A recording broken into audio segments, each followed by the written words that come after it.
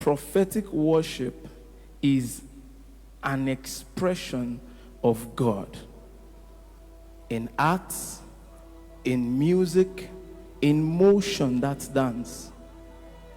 So prophetic worship, we are all prophetic by nature.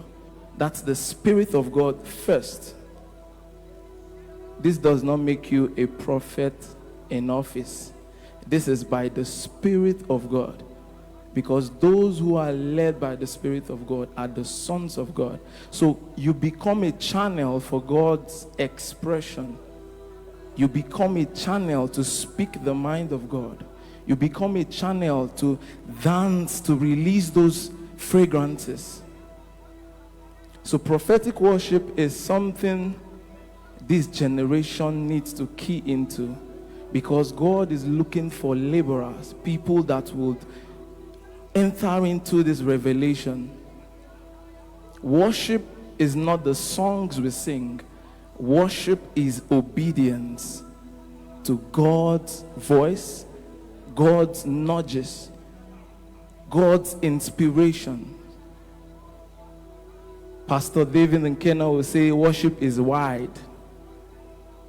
So worship is not restricted. Worship is not restricted.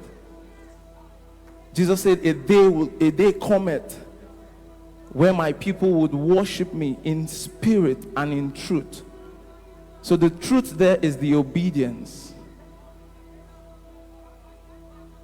The Spirit is the Spirit within us that allows us to call out, Abba, Father. That's the Spirit. That's the relationship. So prophetic worship is an amazing journey to get on. Coming to just seeing everybody in sync with what God is doing per season, per dispensation, the dance, the expression of God in spiritual songs and hummings, no restrictions, no boundaries. That's prophetic worship. That's what God intends. Prophetic worship is a means to release the sounds of heaven, the fragrance of Eden, the sounds of healing, restoration. And this is why we pick up worship and we put down depression. We pick up worship and we put down anxiety. We pick up worship as a weapon. That's the movement. When the dancers dance, you need to understand what they are doing. Most times they pick up a weapon and they begin to war with worship. That's why it's worship. So in this generation, God is preparing men that can worship as David worshipped. In times of tribulation, he picks up his worship and he begins to release sounds. He begins to release sounds from heaven. He begins to receive sounds from heaven and release them into the earth.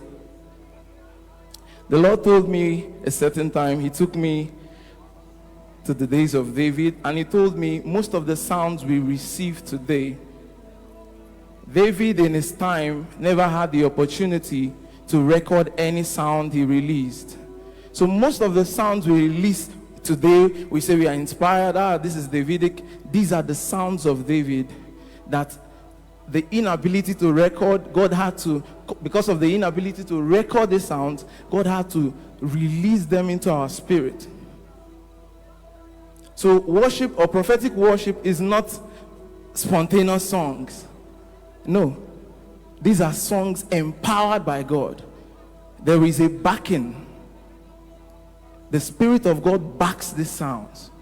There is an aura, there is an aroma. There is a presence. There is an oil upon the sound.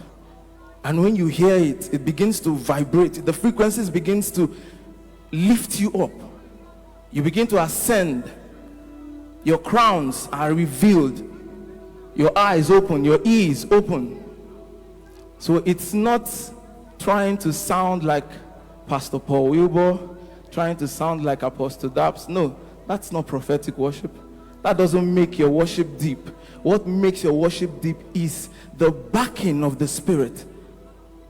Your connection, the posture of your heart to receive and to pour out. That's true worship. And I pray that the Lord enlightens the eyes of our understanding to understand the times and seasons and understand how to pick up worship when trials and tribulation comes. God bless you as you continue.